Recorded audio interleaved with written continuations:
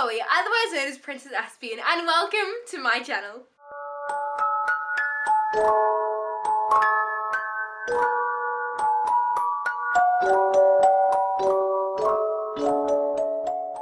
So, it's a well-known, established fact that I love Disney movies. There's no need to do an introduction about that.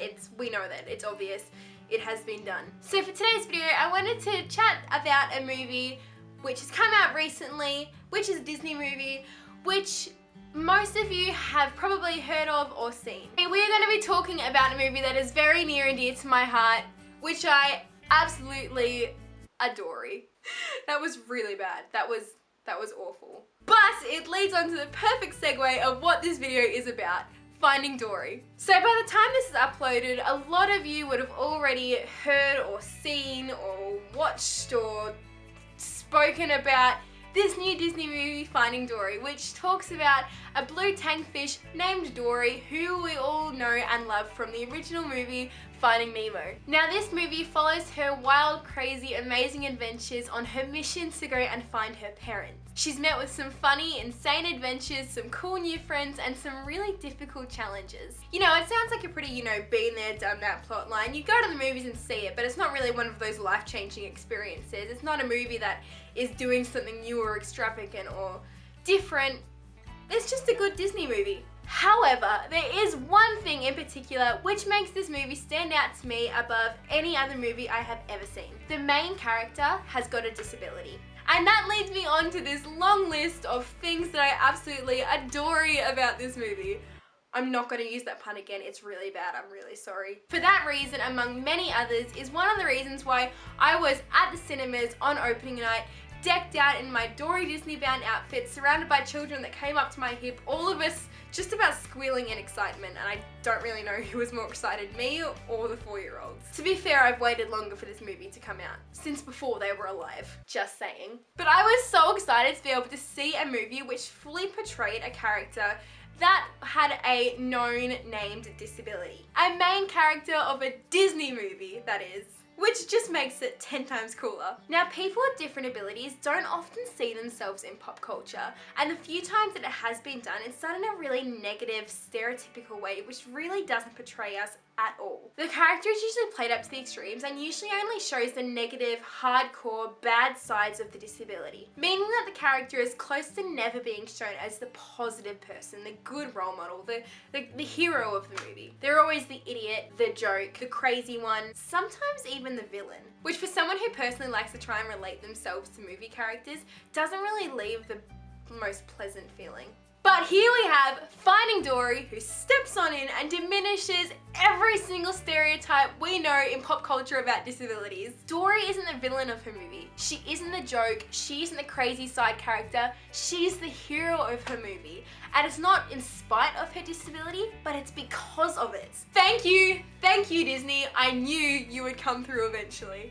Finally, we have a movie that showcases disabilities, which can be viewed and loved and enjoyed by children, adults, and families of all ages and backgrounds, which shows an insight to a disability without drawing onto it too much. Throughout the entire plotline, the movie showcases little bits and pieces of what it's like to live with a disability, not just for the person themselves, but particularly for their friends, their family, their loved ones, the people around them as well, which I thought was really, really cool. And I was so excited to be able to see so many of the aspects which I associate with having Asperger's in Dory's life as well. And imagine how that makes other children feel. If that was able to make a 19-year-old girl who's become really comfortable with herself and who she is and what she's become, imagine how that would make a child feel who's just learning about who they are, who's just learning about what they are. Imagine what this movie does to children who are still trying to learn about themselves and come to comfort with their terms. So many aspects in this movie I saw in myself. So many things which I never ever would have expected to find in pop culture.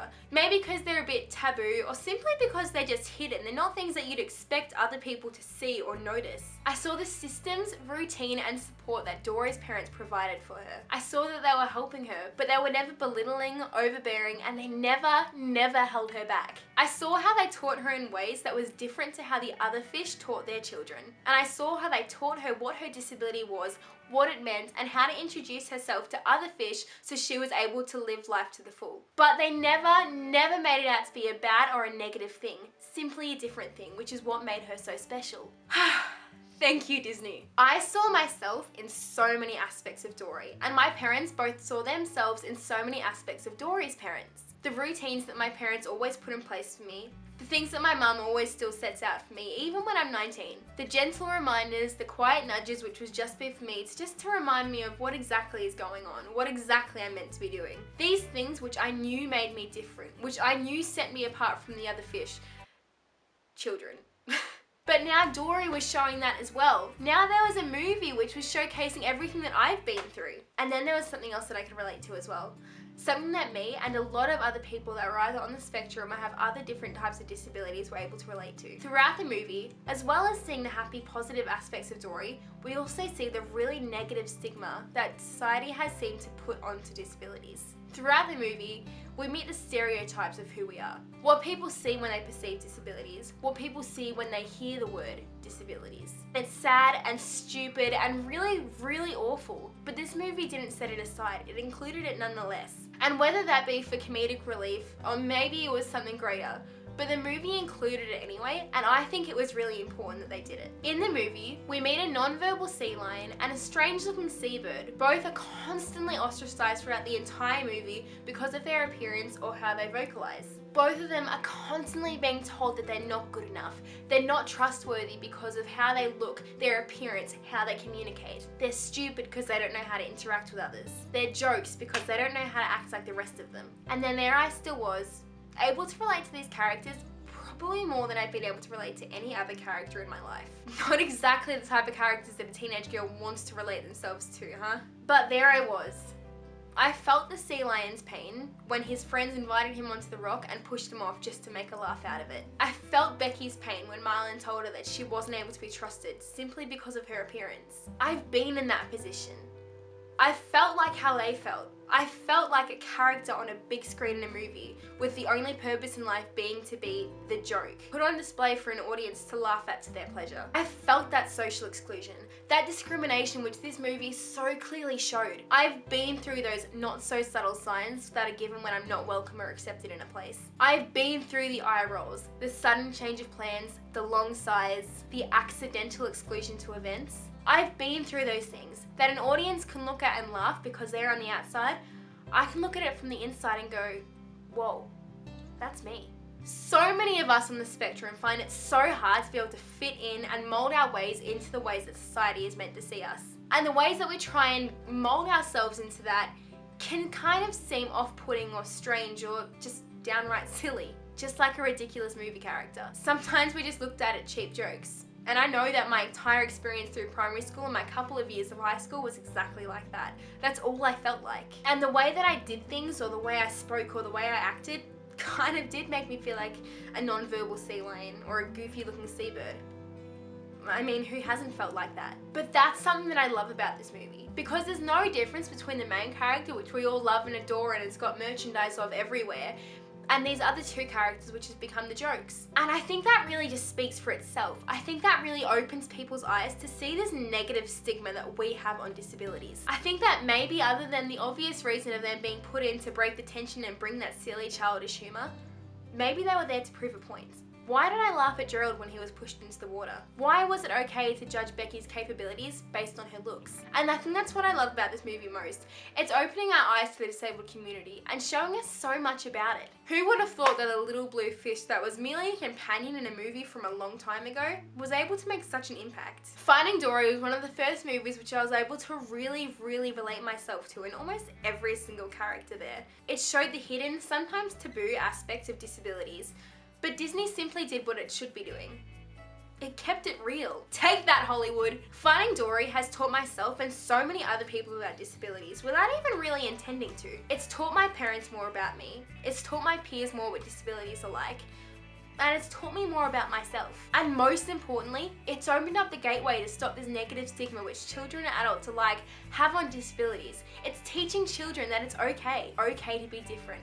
It's okay to have struggles. And it's okay to be you. You've just got to keep swimming. I hope you guys enjoyed this video. Thank you so much for watching. Your support means the absolute world to me. I'll drop all of my social media links down below. If you would prefer to read this instead of watch it, even though you've probably already watched the entire video if you've gotten this far, I have got a blog post below which is the exact same subject. I will link you to that. I'll link you to everything else so you can keep updated on what's going on in my life. Thank you so much for watching, and I'll hopefully see you again next time. Bye! However, being sad doesn't remove those other parts of us. It just makes them harder to see sometimes. Because when you are sad, you don't necessarily see yourself as funny or kind or clever or amazing. But you still are, and you don't have to feel like something to be it.